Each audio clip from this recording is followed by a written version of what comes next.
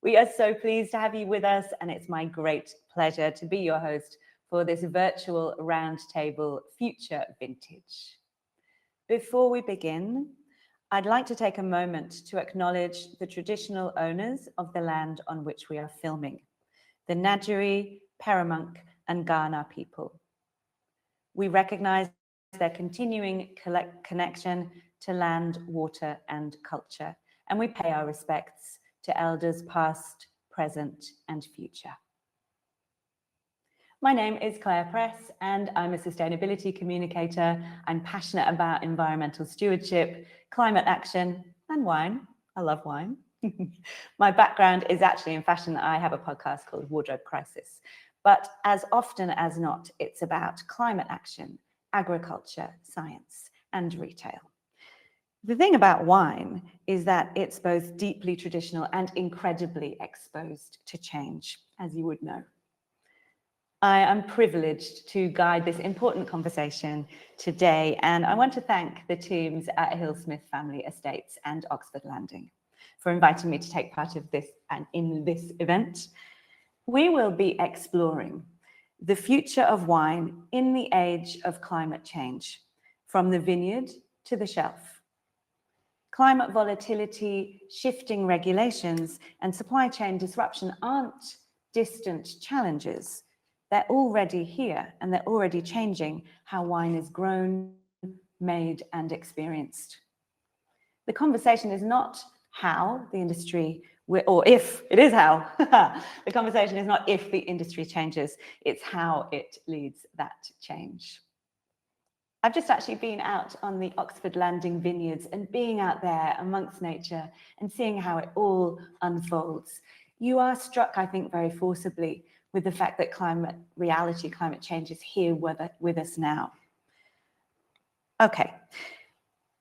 Oxford Landing is in South Australia's Riverland region, which is a remarkable region often described as the state's fruit belt. It's known for its wonderful Mediterranean climate, and it's responsible for roughly a third of Australia's total wine production.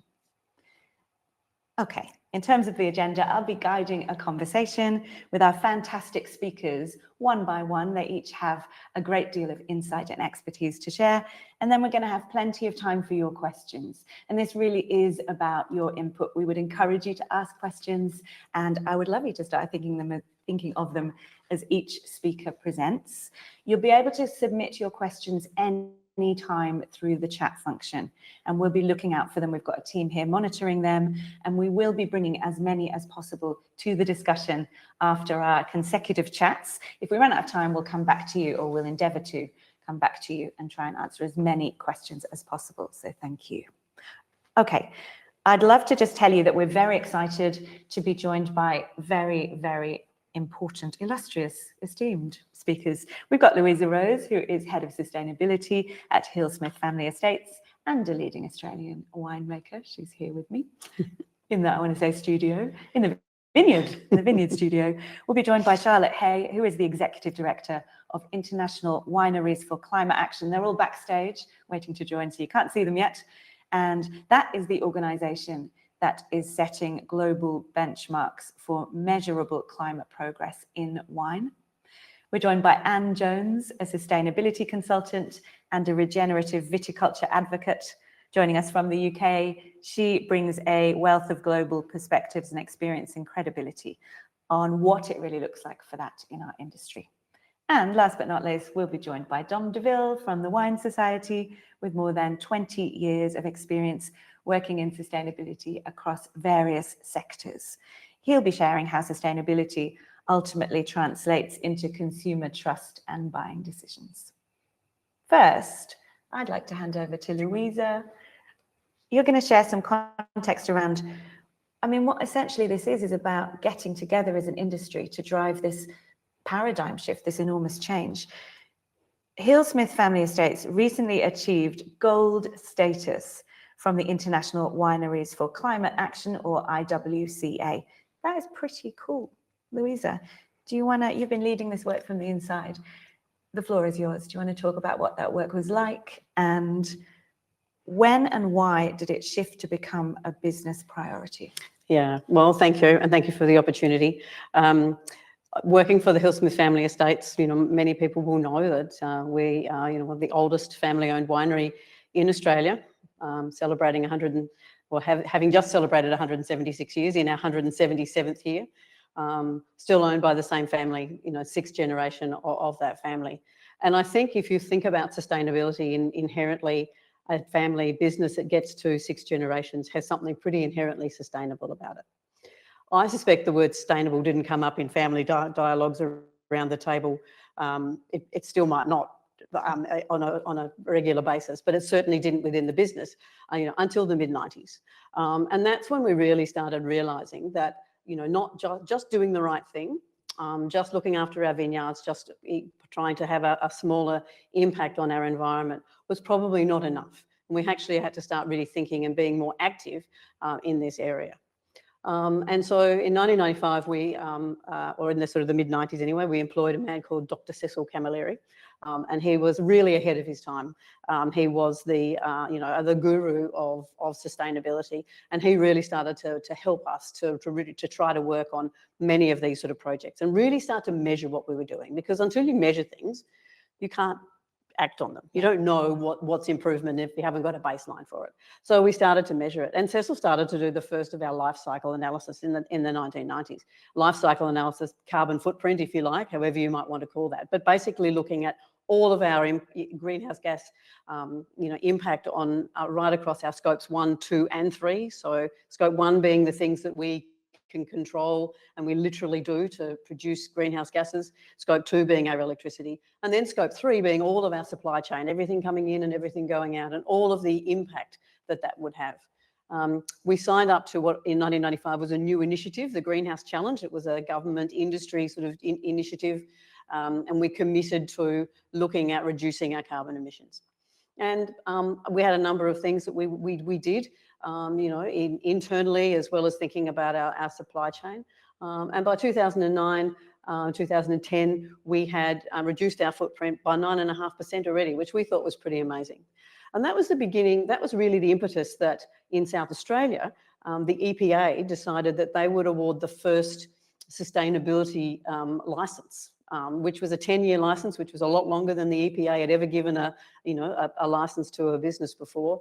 And it was in recognition of the work that we were doing and our ongoing commitment to improve our environmental actions. So that was a great thing, and that sort of spurred us along some more. And then so we kept chipping away. We looked at a lot of environmental programs in our vineyards. We started to look at continuous improvement projects within our vineyards. We started to look at benchmarking. And we started to really think about what best practice was. All the time looking at research and development, doing lots and lots of trials, looking at drought-resistant rootstocks, for example, at our Oxford Landing vineyard, and understanding that if we planted our vines, the grapevine variety, the Chardonnay, if you like, on top of a drought-resistant rootstock, that we could grow the same quality and the same quantity of fruit using up to 60% less water. So lots of little projects like that kept adding up. And then in 2019, as a group, we decided it was time to really start looking at those greenhouse gases again. And we got some consultants in and did that life cycle analysis again. And then that was the time when we heard about the IWCA, the International Wineries for Climate Action. And it didn't take us long to look at the then membership, the fact, and I know Charlotte's going to talk about this, but from a winery point of view, halfway around the world, knowing that it was started by the Torres family and the Jackson family, two incredible wine industry, global producers that were looking at all sorts of sustainability and committing to this carbon reduction. It was quite, we couldn't not be part of that. So we signed up, we became an applicant member, and we really started then doing that measuring. We started being certified or audited, I should say, against the ISO 14064 greenhouse gas protocols, and really then started, continue to measure, and then started putting business cases in place to go, okay, well let's do this. And in fact, what we found very quickly was that a lot of the carbon reduction projects that made a lot of sense from a carbon point of view actually made a lot of business sense as well. They actually saved us money in the long run. So lots of things that we kept sort of putting into place, and we can talk about some of those later if we sort of have time about some of those projects. But simple things like, well, renewable energy, of course, one being the obvious one. In Australia, solar energy is amazing. So we put in enough solar panels that gives us about 25% of the electricity that we need. The reduction of using LED lights instead of other lighting. I mean, that LED light stuff is the low-hanging fruit, but actually going out there and seeing the extent to what you've done is actually so impressive. If you're listening to this and you're new to this, potentially this work, if you work with winemakers, or if you're a retailer and you're like, this sounds very complicated, it is very complicated. And what I get from listening to you there is it really does take investment and hard work. I'd said at the top there, at what point did it shift to be a business priority? It does bring some efficiencies, but it also does take a great deal of sustained attention, I'm going to say. It does, but I think and I've thought about that question a lot because I knew you were going to ask it. I think it's always been a family priority. Doing the right thing, if doing the right thing by the environment has always been a business priority. I think we started to really measure it. So maybe that sort of mid-1990s was when it really became something that we actually had a program that we had these really active things and we could measure, report on. Yeah. You talked about, and I also asked about, working together. And I think one of the things you'll find once you've listened to Charlotte as well is that, how important it is that, not individual businesses just can't do this on their own. I mean, you can, but it's a lot of work. It's a lot of measuring, and to start everything from scratch yourself, it just blows your mind in terms of how much you have to do it. Yeah. But there's lots of these collaborations that you can do. IWCA being, the gold standard, we think. Where you can learn together, you can encourage people, and those businesses like the Hill-Smith family estates who like to be leaders in these areas. Yeah. It's not about us doing it. We don't want this to be a marketing sort of opportunity. We're doing it because it's the right thing to do. And the most important thing for us is that we inspire other wineries to come along and we help them on that journey so that the critical mass gets to that point where as an industry we start to make a difference. And then maybe the wine industry can start to make a difference on a global scale in terms of other industries. And that's where the power comes in. Do you want to talk a bit about how Oxford Landing in particular is leading and some of those initiatives? Yeah. I've been learning a great deal about all of this. So there's lots of things, but let me just talk about a couple of things. So one of the things we're doing from a packaging point of view with Oxford Landing is we have gone down to the very, very lightest weight bottle that we can find, which is just over 300 grams. It was never in a super heavy bottle in the first place, but that saving of to take it down to that really lightweight bottle has saved us about 170 tonnes of carbon dioxide equivalent. If those numbers mean anything to you, that's a lot of carbon dioxide. Just in the manufacture of glass, just the saving in energy and the less greenhouse gases being produced in the making of the glass. And it also saved us just over 70 tonnes of carbon dioxide equivalent in the transport of glass because they're so much lighter. But just to be clear, if you are new to this conversation, and maybe some of you are, that if you look at, I keep saying the pie chart of what the kind of carving up the carbon footprint looks like, overwhelmingly, you were saying to me, most of the emissions are in logistics, packaging. Well, I think if you look, at most wineries, and certainly we are, over 80% of our emissions is at scope 3, which is our supply chain, which is, you could look at and go, well, they're the things you can't control, but actually you can control a lot of it. Of that 80% of scope 3, 28% of that is glass on its own. So the more we can lightweight, the more we can become efficient, the better energy use of our furnaces to make glass, the more recycled glass we can use, the lower we can do that, right? So there's a big opportunity there. Another 21% of that 80% is transport. It's trucks and it's boats and it's things like that. So there's some big chunky things there that we can work on as industries, and in fact, even more so than industries, because most industries in the world need transport. So there's some big picture stuff there that we can work on.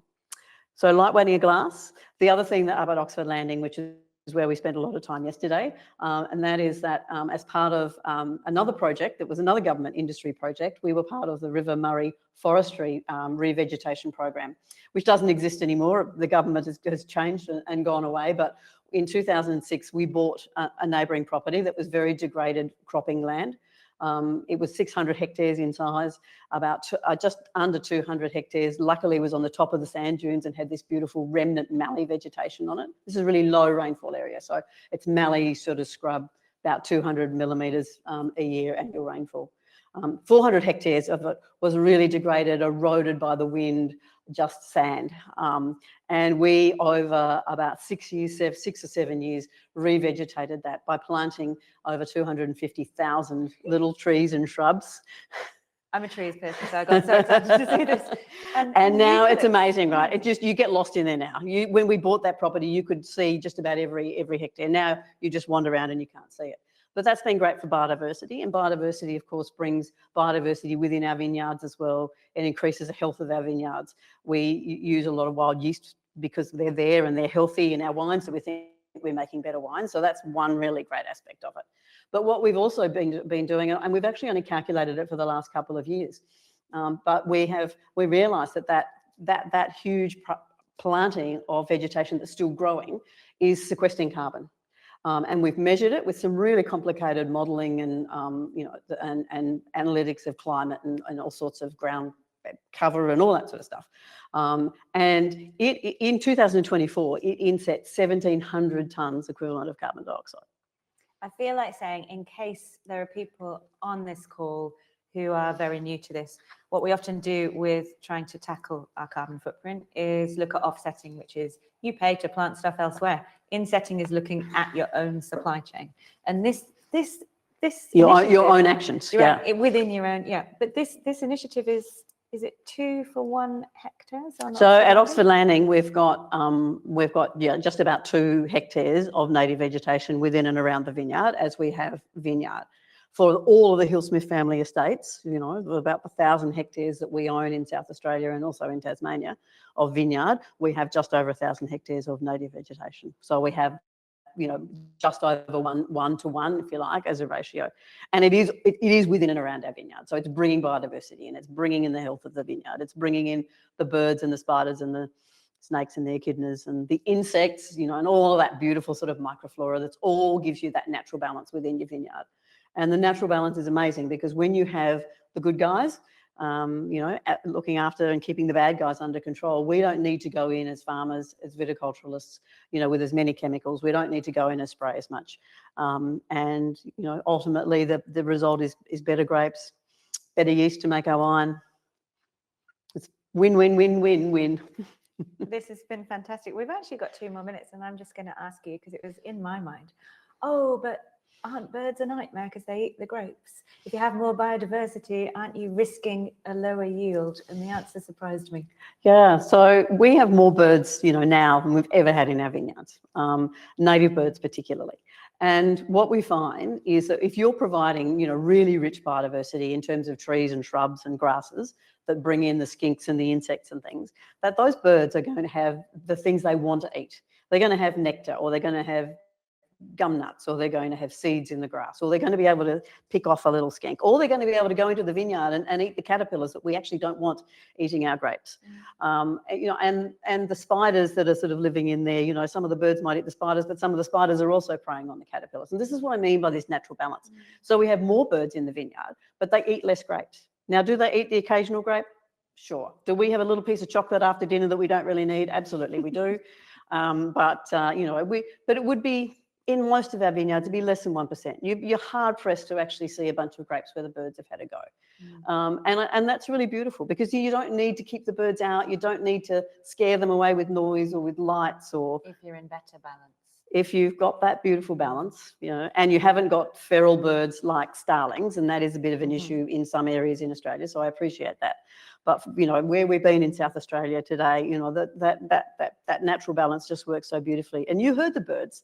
They're everywhere, right? And you can hear, Claire was really excited to see these whistling kites because they are these beautiful sort of raptors. I saw emus. Well, the emus were exciting too.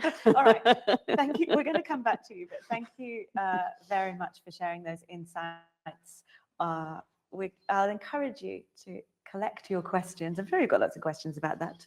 But now I would love to bring in Charlotte Hay, who is the Executive Director of International Wineries for Climate Action. Thank you so much for joining us, Charlotte. Thank you so much for having me. Wonderful. Shall we start with, we're going to talk about accountability and trust and credibility and how standards can help us here. For our guests who are less familiar with the IWCA, first of all, do you want to tell us what do they need to know? And then perhaps talk a bit about why does this kind of accreditation matter? And what does it signal to the industry? I was going to say, apart from being a member of this lovely club. Well, first of all, I'd just like to say thank you to Louisa Rose and the team. And Louisa is on our board, and it's great to have such a fabulous advocate for international wineries for climate action. It's great to be part of this important conversation. But in answer to your question, I think we have to frame this in the context of the fact that climate change is upon us, despite green hushing and the detractors that we all know about. And it's already shaping harvests and supply chains and the future of wine producing regions. And I think within this context, accreditation IWCA is a certification, but it's also a membership. It's a collective of pioneering wineries who get it, who get why carbon emission reduction is crucial. And we were fortunate to have the pioneers in Miguel Torres and Katie Jackson have that foresight 7 years ago to set us up, and we've grown as a collective since then. Accreditation is fundamentally about trust, and in a world that's kind of full of sustainability claims, we believe that our accreditation tells the industry and consumers eventually that climate commitments have been independently verified against very rigorous science-based criteria, and they're not self-declared, which is very key. Key to taking away from detractors. It also signals leadership, and it meets demand for decarbonisation standards. It's a clear benchmark. It gives buyers, retailers, consumers a simple signal that they can rely on. As I said, we're a growing collective of 178 wineries in 15 different countries, and they're all committed to 2050 and net zero targets. And as Louisa hinted earlier, it makes it also compatible with commercial performance, because profit with purpose, which is our sort of key communication theme at the moment for this year, it does bring cost savings to businesses, so it makes sense. Okay, this is quite a sort of philosophical question, but I think it's very pertinent. The wine industry prides itself on heritage. In your view, has climate change reshaped the meaning of legacy? And I know that's a very kind of big picture question, but this is existential stuff. I mean, this is about our changing environment, biodiversity, soil, capacity to do what we do. What's your view on that? Well, heritage in wine is always about, and always has been about, place and time and the people that care for the land that they work. It's a relationship between the land and the craft of winemaking. And I think climate change in recent years has reframed legacy as stewardship, which is, I think, what, again, Louisa hinted at earlier on. Not only what we inherit, but what we safeguard and pass on, And given that a large number of wineries across the world are family owned, legacy is key to the sector, because what the current generation does is what they leave for future generations. And that, I think, climate change has brought that to the fore in the way that people think about their business. It's not the same for private sector and perhaps investors in wine. I think families hold that very dear, and we are an industry where family businesses are very important, especially if we want to preserve terroirs that define historic regions. And then, mitigation and adaptation becomes part of that duty. It's already estimated that if temperatures continue to rise, some of the more traditional regions in Southern Europe, for example, or in California, might not be producing wine by the end of this century, which is really, really serious, that future generations won't be able to enjoy the diversity of wine and the fabulous wines from, Southern Italy or Southern Spain. We have to protect the conditions that make those wines possible, make it possible to make those wines for future generations. I think legacy and heritage in that, just to sort of finalize on this point, is about tradition plus responsibility. And what we're seeing is that the most conscious wine producers are blending all of that know-how with the best modern practices, soil health, water efficiency, renewable energy, being transparent about how they do things, because I think in the post-truth era, transparency is going to be key as we move, hopefully, towards a circular economy. Oh And that's how dear, we'll oh make Charlotte, yeah. the post-truth era. Yes, I know. I'm sorry. I had to talk about it. That's that point. You have to be true. You have to trust your, you have to trust what you're listening to. And we all know that we're being lied to all of the time at the moment. So, wine can hold the flag, I mean, thank you for raising that. I'm sorry to sort of jump in, but I think it's such an important context point, and I want to bring the customer in here. The context of, you can talk about green hushing, green washing, but the kind of erosion of trust that has come from across industries, green claims that don't stand up. Do you think certification helps or overwhelms consumers? I mean, obviously it's important and it's vital, but where do you think the consumer sits on this, and what is the opportunity here, Charlotte? Well, I think wine overwhelms consumers, full stop, and always has done.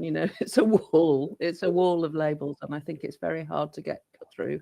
And I'm sure that Dom and Anne, with their vast retail experience, will talk about that in a more meaningful context than I do. But I do think, going back to that, accreditation can give credible and unified signals to people who are looking for it. And there is anecdotal evidence that people are starting to be prepared to put their money where their mouth is. That people who, wineries and companies that have spent time investing in the legacy that we just spoke about, and have made wine that is less impactful on the environment will do that.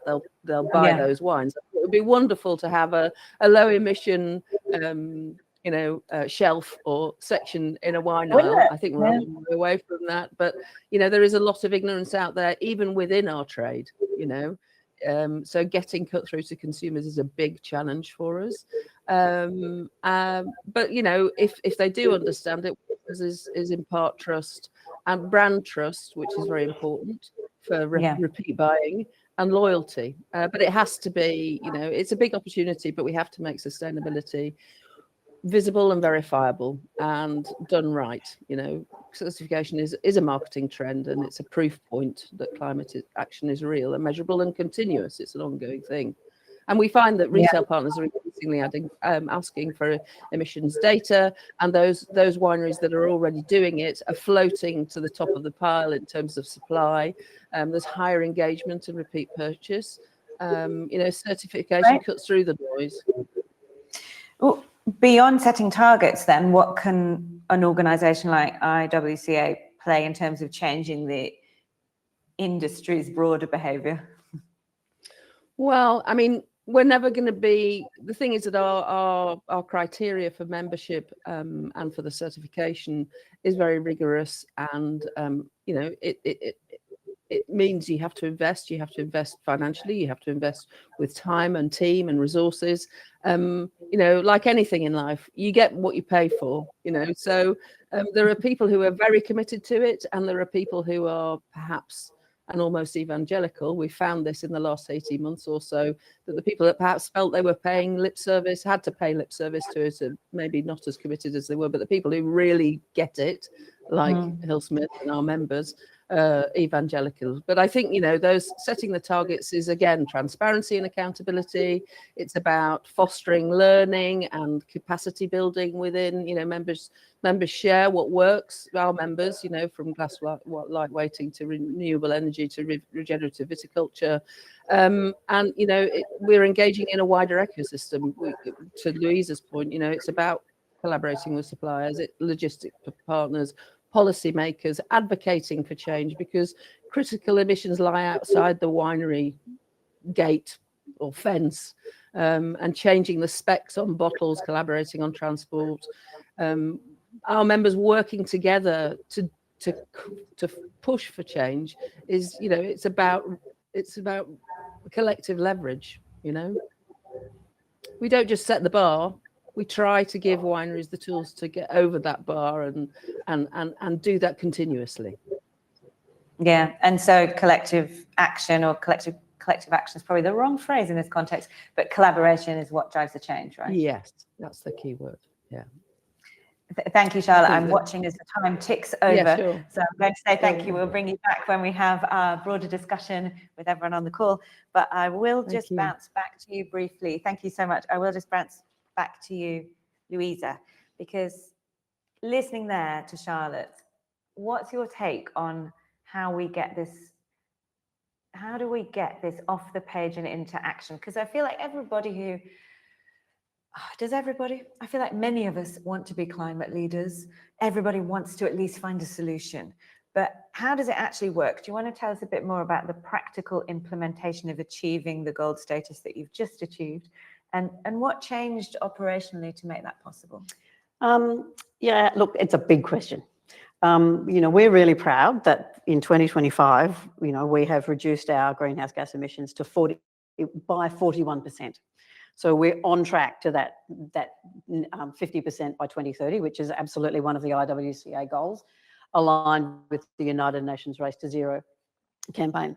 But the beauty of being part of the IWCA is that they do, all the members share these ideas. We've got a calculator and toolkits so it breaks things down from being a completely overwhelming process to these little actions and these ideas. And then, with clever people, which we've got in-house, that come up with some of these other really, great ideas. It's just bit by bit, small project by small project, we start to chip away at it. And you start with the low-hanging fruit. You start with the obvious things once you start to measure. And as it gets closer and closer, I think, to 2030, it's going to become harder and harder to do that work. Now, I'm not saying impossible, but some of these projects are going to take more justification. But it's chunking it down. It's looking at it in small bits rather than this enormous thing, and it's working together and it's collaborating, and it's involving everybody in the business. So if it comes across in all areas and all departments of the vineyards and the wineries, and so individually people get really excited about it because they see the wins that they're making, they see the fact that they're doing something that's right, and then all of a sudden you've got this whole group of people. So it's not just me standing over there with a stick saying you've got to reduce your carbon, here and here. It's everybody working together, and all of a sudden that just becomes a wave of excitement that runs through the business.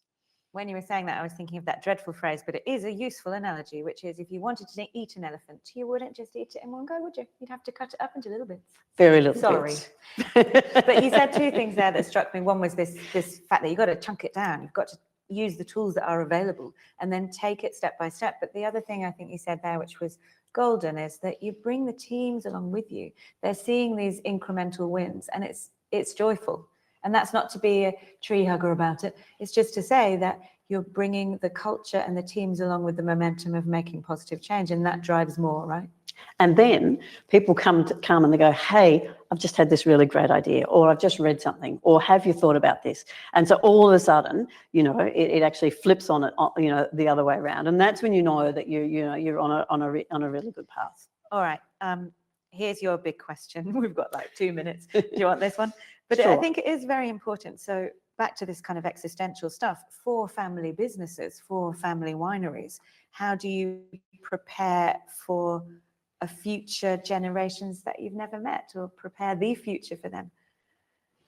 The way they've always done it, because that is the way the Hill-Smith family have operated. And I've seen Robert Hill-Smith, the 5th generation. I've seen his daughters, Jessica and Lucy, that I've worked with.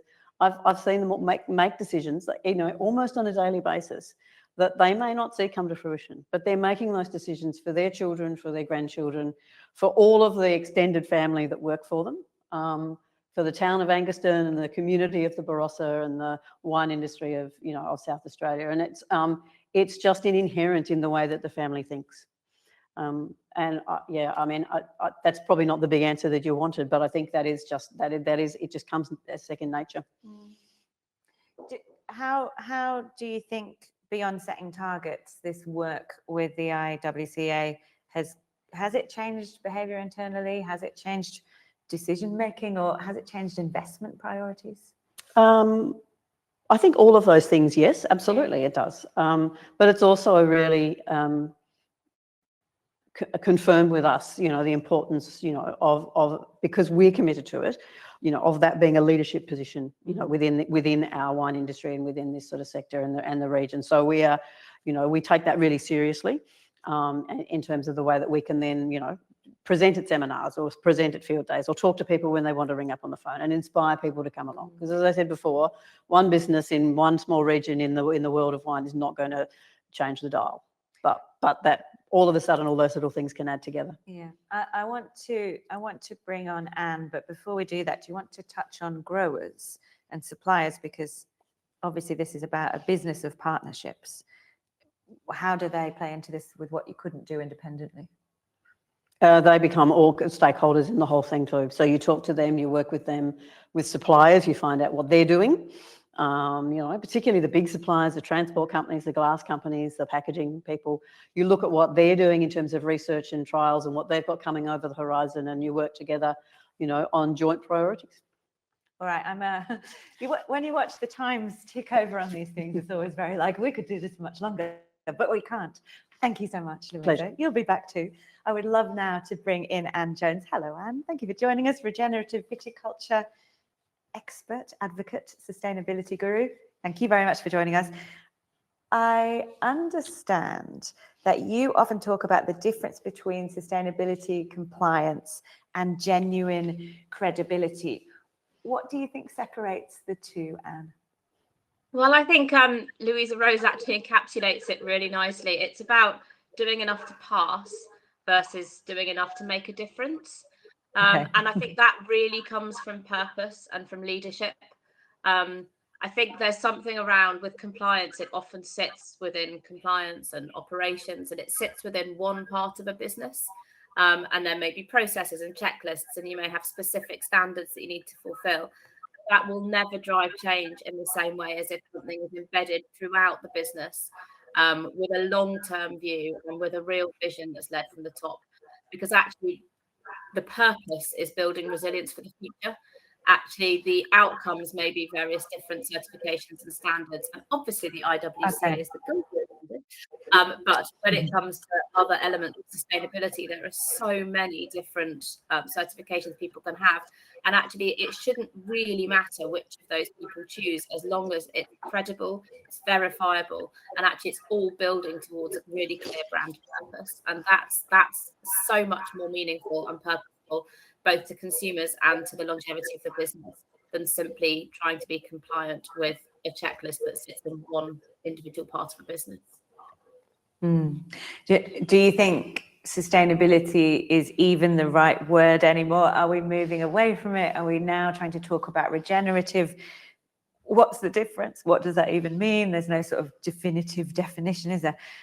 And I also wondered separately, do you have any thoughts on, this is a massive one too, but keeping up the momentum around climate action in our current geopolitical situation? We are seeing companies across sectors deprioritize it. But first of all, do we want to keep talking about sustainability? Is that the right word? It's very easy to get tied up in semantics. And I think purpose is more important than arguing about the specificity of language. But when it comes down to it, sustainability is about being able to sustain what we have. And regeneration is about making repairs and bringing things back to life and making it better than what we currently have. So obviously, and I would say this, I think regeneration is more purposeful and it's more driven. It's about restoring ecosystems. It's about building adaptation and resilience. Whereas sustainability, I mean, people often say, oh, we can't afford sustainability. And I'm like, well, the opposite of sustainability is unsustainable. So if you're unsustainable, that's clearly not going to work. But regenerative practices have this momentum. It gives you a real power to move forward, whereas sustainability is quite a static word.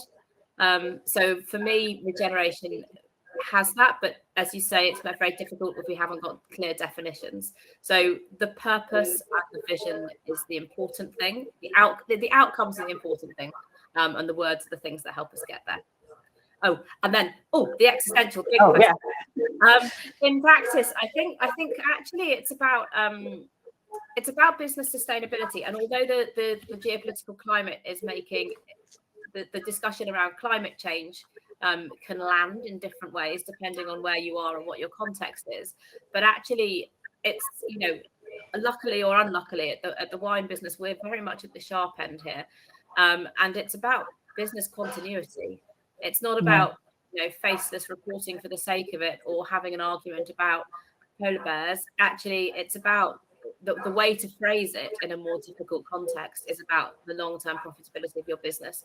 You know, insurance going up in areas that are high risk, and the insurers are looking at climate risk. That is non-negotiable, whether you believe in it or not. The big insurance companies are looking at it. Louisa Rose was talking about the fact that sustainability metrics in many cases are about being efficient with our resources. So therefore, there's a commercial incentive in terms of lowering costs. We've also got insetting and biodiversity grants. I mean, again, Louisa Rose was just talking about the 1,700 tonnes that they sequester, which can mitigate all the emissions that are coming from the glass and the distribution chain. And then there's just basic business resilience. Charlotte mentioned that, you know, we're looking at harvest volatility. We can see the evidence of harvest times coming forward, and places that are really struggling to make vintages. So that kind of business continuity, I think, is the way to manage that business, because we're still seeing, despite some of the geopolitical context, we're still seeing the regulations keep coming, the market keep demanding it, and the ecosystem demanding it. So there's a harsh reality that we have to face. Yeah, absolutely. I mean, I was just hearing that the hottest day on record occurred here in February, where it was, can I even say this right? I feel like saying it can't be true, but 49.6 degrees in Renmark. So it's already and the other thing I just wanted to say quickly about that piece about moving between sustainability and regeneration is about it's a framing. So I've seen one of the questions about reduction of water usage, and actually I noticed I think Charlotte mentioned the word stewardship. Actually, there's a real move from specific actions to looking much more holistically. So water's a great example where, yes, of course, we need to reduce water usage, but we need to be looking at our stewardship of the watershed. And actually, what are we doing to procure water for the rest of our environment and our community? What are we doing to look after our precious resources? And so actually, it's the holistic plan for your water or for your carbon management or for your cover crops and your biodiversity. I think regenerative principles just tend to be that little bit more holistic. What about how they impact on the wine? We haven't even talked about wine. We've talked a lot about the environment and responsibility, but I haven't even got to science that. I'm so excited by the potential for provable influence on quality. So we've got obviously the geopolitical issues, and we've also got the trade issues and the commercial challenges for our industry. We can't shy away from the fact that many businesses are in a pretty tight spot. And so not only can regenerative practices drive soil organic matter and soil carbon in the face of temperature increases and make your business more resilient, actually there's the embryo of some really exciting indications that it can improve quality. I would say it's not a guarantee. Obviously, it is still possible to make really terrible wine from good soil. And, obviously not in this particular context. But what we are seeing is that actually these practices strengthen the systems that support quality. There are various people in the world demonstrating now with the confidence to show comparative tastings from regenerative plots and control plots. And it's absolutely, it's fascinating and really compelling. So we've seen even at Wine Paris the other day, Perrier-Jouet have got this tasting where they are demonstrating their base wines from their control plots and their regen pots. There's a wonderful estate in South Africa called Hartenberg who have a tasting between a plot which has been used with cattle versus one with non-cattle, and it genuinely tastes like it's from a cooler site. So I just gradually see more proof, and it's one of the most exciting things about regenerative practices actually, because if that can drive value and it can drive lower volume at higher value, then I think that's a win for everybody. I'm mindful of the time ticking over, but I just do want to touch on this. Where do you think sustainability efforts usually break down across the supply chain? It's a hard one. It's actually, you say it's a hard one, but I think it's where sustainability efforts break down. It's global. It's a really, really obvious weak link, I think, both for the wine industry, and it's more obvious in the wine industry than some others, but also in sustainability, is that we tend to operate with our kind of corporate structures over here, and then our farming and agriculture over here, and we don't stretch between the two, stretch the messaging, stretch the communication, stretch the strategy. And scope 3, I think, particularly with carbon removals, is going to help us solve that. But often we find that distinction means that you end up with cost centers that are different, so the costs and the benefits sit in different places. You've got different MDs possibly with different targets and different priorities. And then the corporate side gets stuck in this annual cycle and forgets that we're used to wine businesses taking 5 years to come on stream. So your strategy should not be unusual. But yeah, it's that distinction between corporate and agriculture.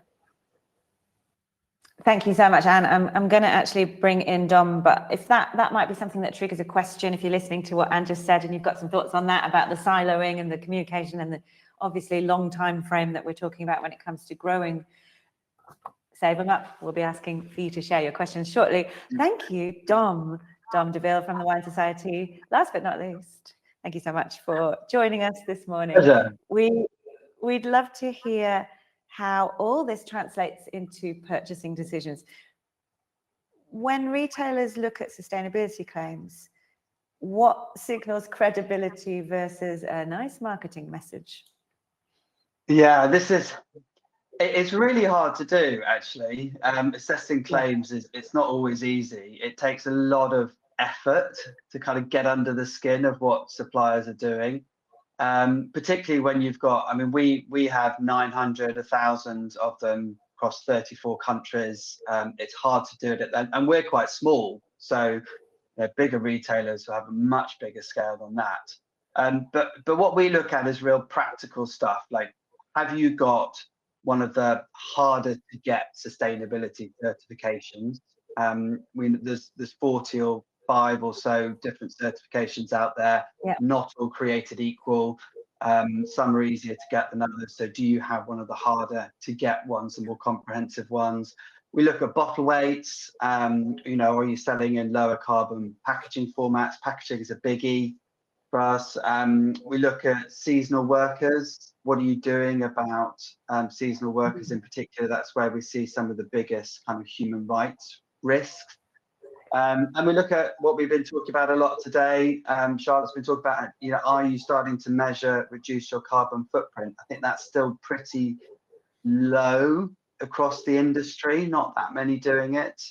We need to encourage more to do it. So it takes a lot of work to do, but actually for us, honestly, nothing beats getting out into the vineyard and seeing things on the ground. And that's what our buyers do a lot. I mean, our buyers travel a lot, and when they walk a vineyard, they can just tell instantly if it's lived or marketed.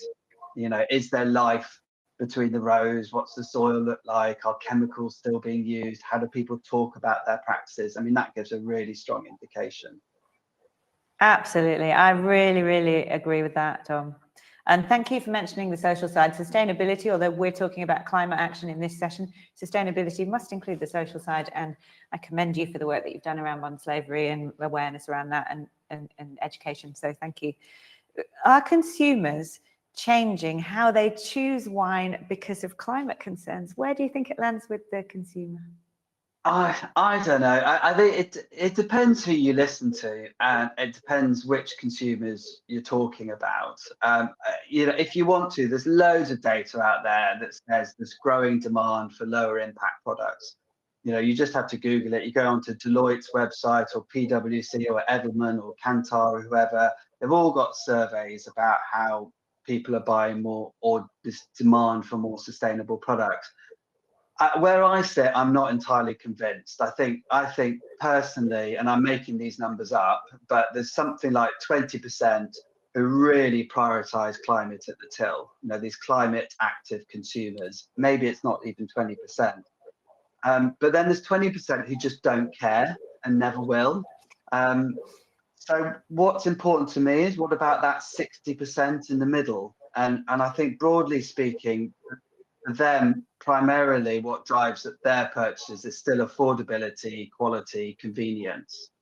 Yeah. And then sustainability is kind of the cherry on the cake, the nice to have perk.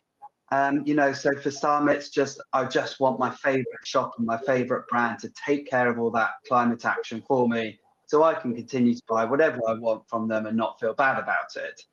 And then for others, you know, if we talk about it right, sustainability attributes, if we can get it to align with the things that they care about, they really like that. So if it's aligned with their health or their family's health, or the countryside because they love the countryside, or wildlife, or something that they can show off to their mates about, or that builds a bit more of an emotional connection, you know, I think that can really help. But I think yeah, climate matters, but it's an enhancer, I would say. I agree with you. Let's get off that, because I bet people have got questions more on that. I can see the time ticking over. But what about younger drinkers? We're hearing a lot about the changing demographics. But what do you think about whether or not younger drinkers care more about legacy, or is it about honesty and transparency? Is it back to that whole trust barometer? What do you think is driving them? Yeah, I think a lot more people are searching for that trust that we've been talking about earlier. There's a market research company called Edelman that do a trust barometer every year, and it's really stark how low trust is in government, business, media, even scientists now since COVID. It gets worse every time. Yeah, and it just tends to get worse. Yeah, so I don't think it's an age thing, by the way. Actually, I think all consumers want to feel trust. They want to trust a business. They want to find a business that they trust. You know, they want you to be honest, authentic, have authority, all the rest of it. So I think if you can show you're working, the things that we've been talking about on this call today, if you can show you're working, show your numbers, admit you're on a journey, that you don't have all the answers, you're not perfect, but you're trying your best, admit to mistakes, then I think give consumers something to trust, and they want to trust you. And if you can then meet that trust expectation, they'll keep coming back. Yeah, I always think that don't only share how fabulous you are. Talk about the challenges. Talk about where you don't meet your goals. Yeah, and where you've got it wrong. Yeah. Do you think, can you imagine or envisage a future where climate credentials become as important as the region or the grape variety? I don't know. I think for wine drinkers, possibly, but not yet. I think for most, it's still region, grape, taste, quality, price. Yeah. You know, those things aren't going anywhere. All right, maybe more important. Oh, sorry, go on. Yeah. Well, I was just going to say, but I think if you can, I think a lot of it's about how you frame the narrative. Because I think if you tell it right, those climate credentials can be a really brilliant additional story. You know, you can build emotional connection. You know, this idea of kind of vineyards buzzing with life, synthetic chemicals are nowhere to be seen, the soil is alive and healthy, there's wildlife everywhere. You know, the philosophy of the grower, if you can bring out those stories with kind of credibility in an engaging way that links back to what Anne was talking about earlier about taste and quality, then I think it gets really interesting. Yeah, I love that. Thank you. When I interrupted you, which I shouldn't have done because that was beautiful. I think this is important though. What are retailers asking for? And will they realistically demand more from producers in the next, I don't know, pick it, decade? Yeah, definitely. Well, we will, for sure. I think we're already starting to ask for quite a lot, but I think that's going to get more. I would probably just to be brief, I'd put it down to three things: soil health, packaging, people, and then all of that kind of wrapped up in proof. I would say, I know that's four things, but the proof is kind of the wrapper. Soil health we talked about. This is kind of your more regenerative farming practices. Packaging, big one for carbon reduction. So lightweight glass will be an expectation, not a kind of a nice to have. People, we don't talk about people enough in the wine industry. I know today is largely about climate, but you can't make wine without people. So sustainability without that attention on seasonal workers, on human rights, that won't fly anymore. And then wrapping it up with this kind of proof, this proper footprints, proper target, being certified. I think that's going to be much more important. I think we'll less and less rely on kind of claims and I think it will have to be backed up with numbers. Okay. Before we throw to audience Q&A, do you want to just touch though on Dom on how can brands and retailers really bring this to life and get this message out to consumers when it comes to sustainability? You've got like 1 minute, off you go. I think really important to figure out how we work better together to tell stories about how genuine hands-on care for land, that stewardship, the care for winemaking for people, how does that make a better, tastier, more delicious wine? And kind of again bringing it back to quality, taste, fair price, to those things. Don't guilt trip people. Wine is about pleasure. It's about feeling happy when you're drinking it. So how does the farming choices, the packaging choices, how does that lead to a better experience, more emotional connection? That kind of vineyard bursting with life kind of idea. I think people want that. Thank you so much. I'm going to ask for all the speakers to come back onto the stage, because now we're going to throw to, it's like a broader panel discussion, except everyone on the call is asking the questions. And as I said before, if we don't get to your specific questions, we will try, but we will do our very best to come back to you afterwards. The team from Cassette PR is on hand to try and handle some of that. We've got lots of people helping answer these questions. But for now, I'm going to start with just number one. It's to anyone. So just put your hand up or jump in if you think this is for you. I'll look out for you. How can wine producers better prepare for physical climate risk and prepare, for example, for a bushfire or drought resilient vineyard? So this is a very Australian question. Shall I ask you, Louisa Rose? Thanks. I mean, it's only Australian because of the bushfire question, but if you've all got comments, do you know, it's not just, I mean, maybe not so much in the UK, but I think many wine regions now around the world are starting to see much drier climates, much hotter weather during their season, and a lot more wildfires or bushfires or whatever they might want to call them. I think in Australia, we're probably ahead of a lot of other wine regions because we've had so much of a history of it.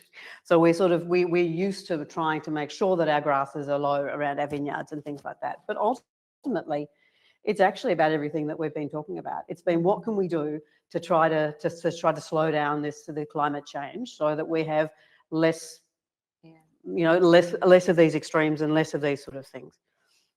And it's not, of course, it's not just a question for Australia, although we did talk about a bushfire in terms of the language here. But Charlotte, where are you based? And I mean, the question was also about extreme weather, full stop, fire, floods. Here we go.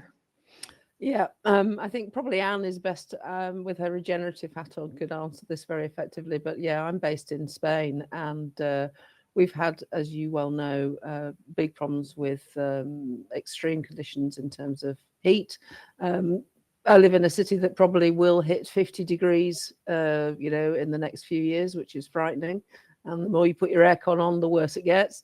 And then obviously flooding, which is a big, big problem. And we've seen this winter across the East Coast and in Andalusia. They've had terrible, houses have just had water coming out of out of the plumbing, just like overflowing because of the, so much water and so much rain. It's very, very difficult to mitigate. So I want to sort of churn through this, but Anne, do you have a comment on how producers can better prepare for that? Yeah, absolutely. I think there's a slightly facile answer, which is it depends, because I think the most important thing is to understand your own vineyard context. There is no one size fits all, but there is a stat that says with every 1% of increased soil organic matter, you can raise water storage by about 20,000 gallons of water per acre at a 1 foot depth. So I think the first thing has to be improving your soil health. And then there's this wonderful concept called regenerative hydrology. And so if you have a look at that, actually, the Porto Protocol have done quite a lot of good work on this. But actually, it's about, is your vineyard set up correctly for water storage and water flow?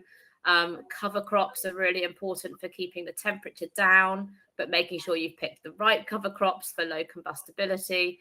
So there are lots of levers that producers can pull to prepare and manage for climate risk. Obviously, you can't do everything, but there's also probably one of the most important things is actually about recovery. So if something like this does happen, we're seeing examples of producers who've done really great work. They've got their flow right. They've got amazing soil organic matter. They've got long-term cover crops that are in balance for their system. And then when something does happen, you see those vineyards just bounce back so much more quickly than ones that have been scorched. So I think it's a long-term plan. You can't do this quickly, and it's holistic, but it does all start with the key principles of regenerative viticulture. So context, living roots, keeping your soils covered, having the right rooting depths, and all of those different things, which actually there is genuine evidence that will improve water holding capacity and water flow through a vineyard. Thank you so much. Fascinating, useful insights there. Okay, here is a question about the lightweight glass and how close are we to all wine bottles being lightweight glass? Does the consumer have a preference? We've been talking a lot about this the last few days. And how does that affect, this is many questions in one. And how does that affect your emissions reduction targets? What about formats outside of glass? What's an acceptable level? These are too many questions. I'm going with the first one, which is, does the consumer have a preference? And I don't know, Dom, if you want to jump in here, but a consumer's like, that doesn't seem very hefty and expensive. I'm not convinced that consumers do have a preference about weight. I think that's been a long-held belief that a heavier bottle signals quality. I think that's changing. We know that 40-ish% of our carbon emissions is glass. Glass is also incredibly pricey now in terms of packaging taxes in the UK and in other countries. So you have to pay for the weight of the glass. So retailers are moving really fast towards lightweighting. And I think that's going to accelerate. Yeah. The second part of that question, what about formats outside of glass? What is the acceptance level there and what are the opportunities there? I think that's really growing. We started with bag-in-box, for example, 2 years ago. We've gone from sort of 0.1 of our sales to now we're about 4% of our volume is bag-in-box. That's a really big increase in just a couple of years. So I think there's real openness to different formats. Hi, Anne, you just put your hand up. Sorry, I just want very small thing. Yes. I absolutely agree. I think increasing formats is hugely important, but also alongside that, I think we have to be careful not to leave glass out of the conversation, because there's a lot of potential for decarbonising glass, whether that's through lightweighting or indeed through production using renewable energy, etc. So I think while we're building up this acceptance of alternative formats and indeed innovation in formats we probably haven't yet seen, glass is still the majority. So I think we have a responsibility to make sure we include glass in the conversation and not just about lightweighting, which is hugely important, but just the decarbonisation of it as a whole. I agree, but I think that's going to take time. It will take time. Okay, yeah, it'll be a step change when it does happen, though. You know, that'll be that, and the other side of that, which is the transport, which is the other large carbon emitting part of glass, lightweight or heavyweight. You know, once we get alternative energies for transport and stuff, that'll be another step change for us. Charlotte, I did see you put your hand up. Please jump in if you have a comment. No, it was just a quick thing that I learned from one of our other members, Crimson, who are doing an awful lot on lightweighting, and actually they're very important points. Is marketing departments have always said, oh, a heavier bottle, you know, transmits quality, etc., etc. And actually, when the bottle is full and it's a light, the consumer doesn't really notice. They only notice when they're going to recycle, and that's a really, I think, a really, you know, important point. Okay, thank you. Louisa, I've got one specifically for you here, which is, does Hillsmith Family Estates have a program to reduce water usage in the vineyards and the winery? How many more hours have we got left? Like a quick overview of the big topic. Absolutely, we do. And we absolutely have. And it's been ongoing. And when you live in the driest state, in the driest country in the world, you kind of have to. There was a little bit of mention of, you know, water allocation and looking at the environment and all the other needs for water. I think, Anne, you were mentioning that. That's a very big part of what we live and we breathe every day.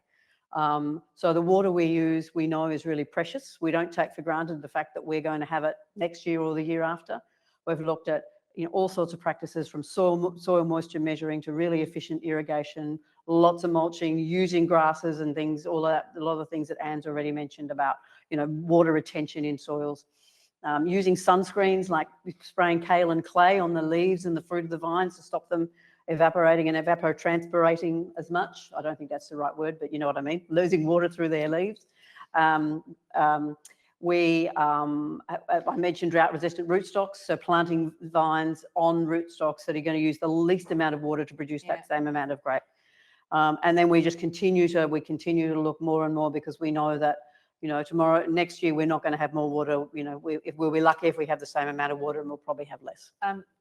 There's another question which just feeds in, and you might just comment on the end of that, which I think is interesting. How are vineyards coping with the extremes in Australia?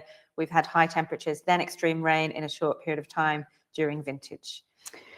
Yeah, we have. Look, grapevines themselves are incredibly resilient, and they are incredibly tough. And most grapevines, you know, they survive probably extreme heat better than we do, and I think we often overlay our own personality on them and think they must be really suffering. Now, that's not to say that they don't suffer. We're lucky in the Barossa, for example, we have a lot of Grenache, which is a really heat-tolerant variety. So we're lucky we've got a really climate-resilient vine. So, I mean, I think heat's one thing, but it's the extremes that we have to really worry about, I think, and it's the amount of water. So along with higher temperatures and global warming, we're seeing considerably less available surface water, and that's the issue, because vines, we can be as efficient as we like, but they need something to live on. So, you know, all of that is part of our ongoing things.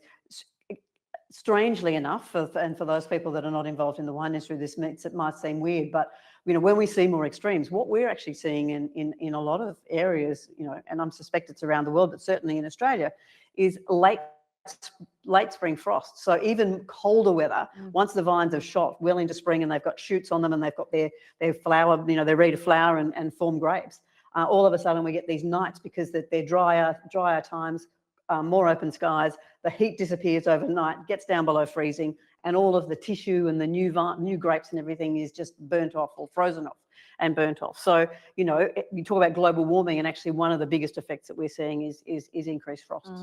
Got to be careful around definitions. I've got a question about definitions, but I think linking on from that question, I'm going to go with this. How will human and planetary health combine and present in the wine industry in future years? Is this anyone who, this is hard, who wants to take this? I'll have a go. And I might be not answering that particular question, but I think one of the things that we need to think about, is not about what the wine industry looks like in 2050. It's, is there going to be a place for a wine industry in 2050? Are we going to have a social license to use soil, to use water that might be needed to also feed and water the another 2 billion people that the United Nations tell us is going to be on the planet at that time? If we don't really get our global warming under control and get our planet balanced again, then I'm not so sure that there'll be any point talking about our wine industry. Let's not end on that one, but thank you for being bold. Well, it was actually going to be my closing sort of remark. So that now we've got that over and done with, I'll have to think of another one. But, and I think that's serious. I mean, I think the assumption that there's going to be wine and we're going to be able to drink it in 2050 is an assumption that we can't make. And it's one of the reasons that, that we are working so hard on trying to create a better potential future.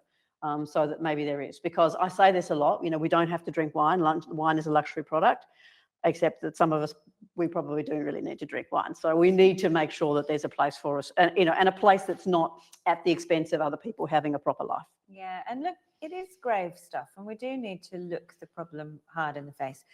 So thank you for raising that. I've got a question here, which is for Anne, I think. I love the concept of regenerative viticulture, yet I agree that a lack of definition will be a challenge. How, as an industry, can we build a definition that is meaningful to the wider community? I'll start with Anne. If anyone else wants to raise their hands, please do. Yeah, it's a great question. I think it depends on what the purpose of that definition is.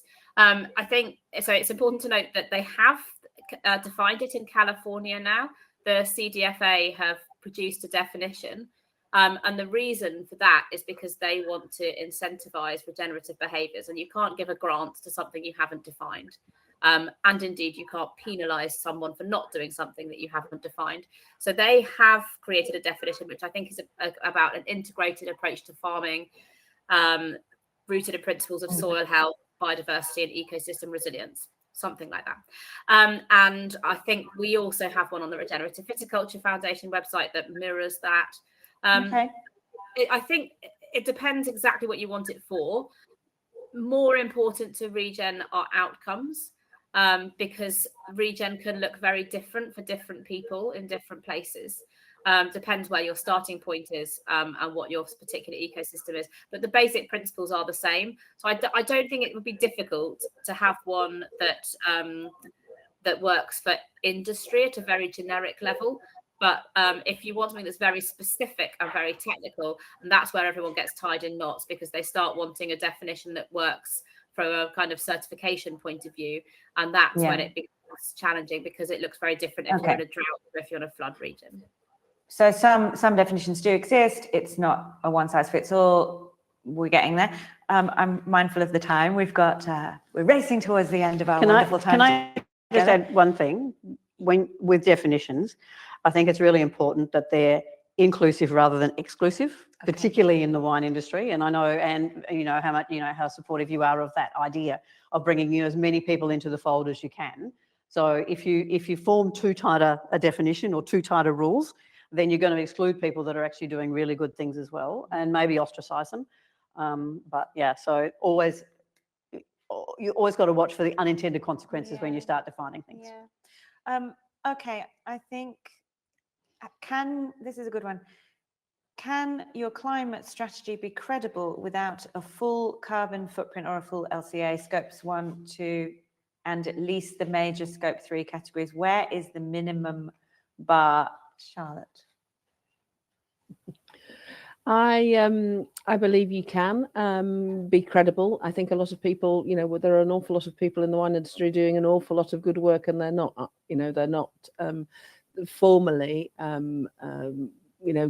analysing across scopes 1, 2, and 3. But it doesn't take away from all of the other work that they do in other areas like social, water, etc., etc. The minimum bar, and this is something that Dom and I have been talking about, is actually getting people to look at calculation, to start the benchmarking, to start the journey in terms of analysing. Back to Louisa's point right at the beginning is, where you're actually expending your energy and how you can make savings there. That's the low bar. That's actually starting the journey, actually being aware of how you can calculate and measuring it so that you can see where you can improve. Okay, And that while can I start have with you, scopes 1 and 2. Sorry, Dom. I'll come to Dom. Sorry. Sorry. Yes, Dom, do you want to jump in there? Thank you. I was just going to add to what Charlotte was just saying. I think if you can be really credible if you just get going on scope 1 and 2, which is fairly simple. The difficulty in the wine industry is there hasn't been a really good free to use carbon calculator for that for everybody, but that's something we're working on. Okay, good. I'll come back to you, Dom, because I've got one I think is your world. But just to hop back, I know we've run out of time, but Charlotte, quickly, does IWCA encourage small and micro wineries with less resources than the larger ones to work towards membership? And if so, how? Yes, we do. We have quickly answering, we have a micro winery protocol, and it means that the bar is set lower because basically they have less resource, and they can email me and ask me, and I'll send it through to them, and they can join as soon as they want. Excellent call to action. All right, we've sort of run out of time, but we've got a minute, and I'm just going to go with, do we think consumers inherently perceive wine as a natural and sustainable product? Dom? Probably, yes. I think a lot of consumers just think it's squished grapes. And I think that at least in the conversations that I have with our members, our consumers, I think they're really surprised to know how much intervention goes into some wines in terms of chemical use, additives, and processing in winemaking. So I think there's definitely a worthwhile education to take place there, and what's the more processed wine versus the less processed wines. And then, as Anne was talking about earlier, if we can tie the less processed to better quality and better taste, then then we're on a winner. I am watching the clock count down, so I'm going to move on to our closing section, which is really about asking each of our speakers to share a key takeaway, motivation for action for our industry. And I might start with you, Louisa. Okay, well, I've already given you my social license closing remarks, so I might be a bit more simple now, but I would say everyone can make a difference. It doesn't need to be a big difference, but if you start and you get some help, there's lots of people out there to help you and to inspire you. And one person, one business is not going to do it on their own, but lots of us working together will be able to achieve great things for this industry. Thank you. Just start somewhere. Start measuring, start calculating, and start doing it. I love that. I'm glad we ended on the happy one. All right. I might throw to you, Anne. What's your takeaway from this discussion, and where is your call to action landing? Yeah, it's very similar to Louisa Rose. I think collaboration is key. I think what I love most about the sustainability part of this industry is that people are genuinely open to talking and learning. But I still think that we operate too much in silos, and people get stuck in their own little slightly lonely parts of their business. So my call to action is that if you are a viticulturalist, make sure you go and spend some time with your strategy team and understand how it all flows through your overall strategy. And if you're in a strategy team, or possibly spend your time looking at carbon footprinting, go and spend some time in a vineyard, understand how that impact is showing through in the vines and in the soil day in, day out, and year in, year out. And I think that context for all of us and understanding where we play our part is probably the best learning we can have. Thank you. And Charlotte? Thank you. I think the climate decisions that we make today are what will help the wine industry to move forward. And, no single winery can decarbonize. And I think I said earlier, it's about individual action is the journey, is starting the journey, but collective action is what changes the system, and broadening who we speak to, because we do, to Anne's point, all talk to the same people all of the time. We need to broaden the audience. And what would you like people to know in terms of a call to action for potentially joining your organisation? I don't want this to turn into sales for IWCA, but thank you. Start calculating. We've got some minutes. It's easy. It went as late as I thought. To Dom's, the great thing is that, again, as Anne said, I come from the private sector. It was all about profit. The great thing about this industry is that when you start all talking together and putting your shoulder to the wheel, it is such a vibrant and exciting change in how to see, how to make a change in our industry. And I'm very fortunate that all of the people on this very, this great session, and thanks, Louisa, for giving us this platform. We are all talking to each other all of the time, and that is the thing. We have to start talking about it. We have to start calculating. We have to start measuring, even if it's just looking at your electricity bill to start, and look at it this time next year, and see whether you've made any savings and how you've done that. So that's it. I mean, it starts with that.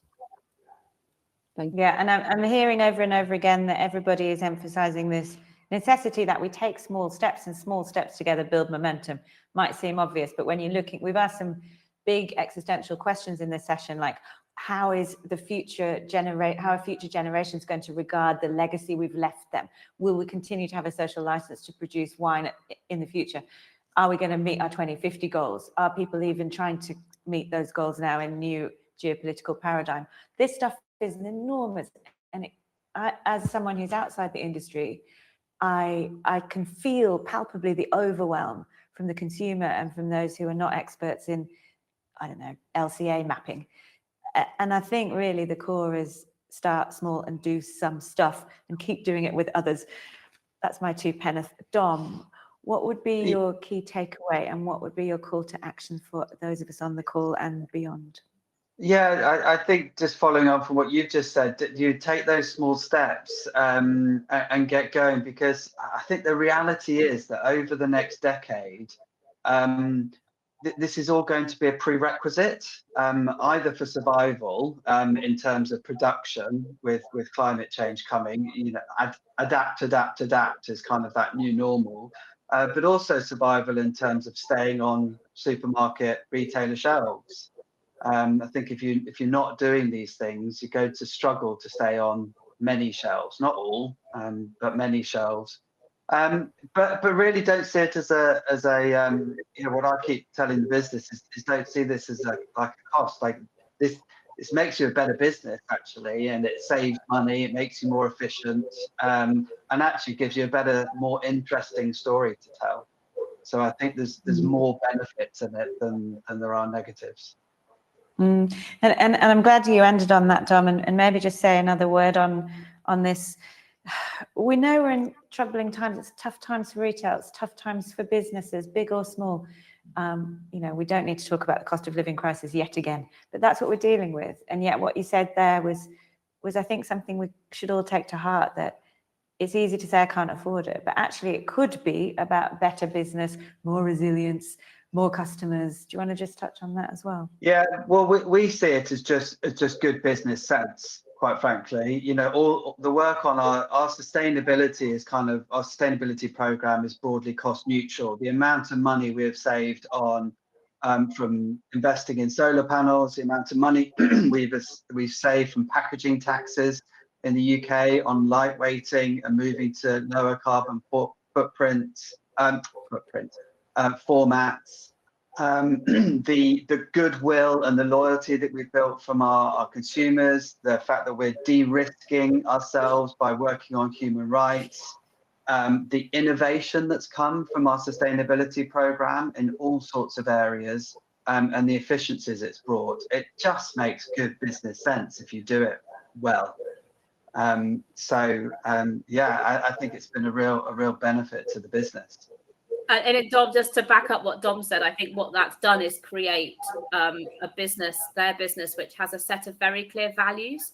All the actions just add up to a very clear value-driven business, and then consumers can quite easily choose a retailer that aligns with their values. I think all of these things we've talked about, which lead to the overwhelm, actually all they need to do is add up to a very clear sense of purpose, and then consumers can purchase driven by that purpose, and everything else is simply evidence. Thank you. What a beautiful note to end on.